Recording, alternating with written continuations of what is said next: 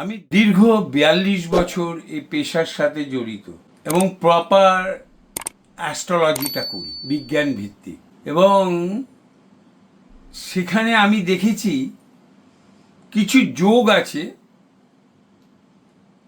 সেই যোগগুলো খণ্ডন কখনো রত্ন বা কালার থেরাপি, রত্নের রংটাই আমাদের কাজে লাগে, অন্য রত্ন আমাদের কাজে লাগে না, রত্নের রংটার জন্য আমরা রত্ন করি। তার মধ্যে ১ নম্বর হচ্ছিল মাঙ্গলিক। মাঙ্গলিক যোগটাকে কাটানোর জন্য সংস্কারের প্রয়োজন, অর্থাৎ মাঙ্গলিক পাত্রের সাথে মাঙ্গলিক পাত্রীর বিয়ে দিতে হবে এবং সেটা বিচার সাপেক্ষ।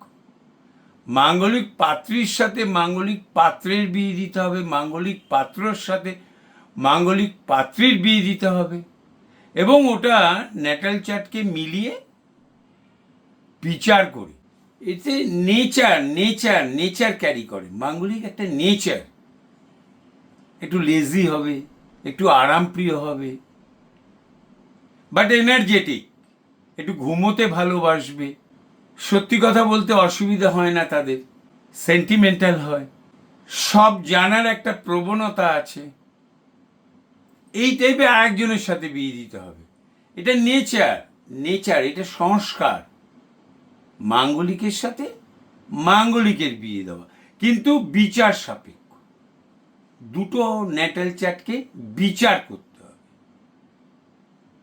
দশা মেনটেন করতে। বিয়ে দীর্ঘজীবী, দীর্ঘদিন থাকে এই বিয়ে। আমি কয়েকদিন আগে একটা রিলস বলেছিলাম যে আমাদের কোনো দোষ নেই, যোগী, সব কিছু যোগ। তা আমাকে একজন লিখেছে, পিতৃ কি যোগ, পিতৃদোষ কি যোগ? পিতৃদোষ আমাদের অ্যাস্ট্রোলজির কোনো পার্ট নয়।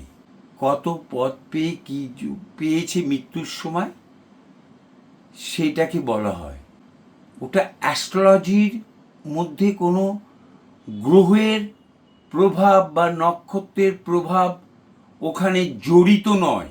অ্যাস্ট্রোলজি মূলত নক্ষত্র এবং গ্রহদের নিয়ে একটা কালচার, যে কালচারটা করতে গিয়ে আমরা গণ তৈরি করেছি, আমরা বর্ণ তৈরি করেছি, আমরা যোনি তৈরি করেছি, আমরা নারী পদ তৈরি করেছি, কিছু সিস্টেম, কিছু ফর্মুলা আমাদের দশাকে মেনটেন করে তৈরি করেছি, ভাব তৈরি করেছি ম্যাথামেটিক্যালি, ট্রানজিট ম্যাথামেটিক্যালি তৈরি করেছি। অর্থাৎ মাঙ্গলিক যোগ সংস্কারের দ্বারাই খণ্ডন হয়, মাঙ্গলিকের সাথে বিবাহ, তাও বিচার সাপেক্ষ। নমস্কার।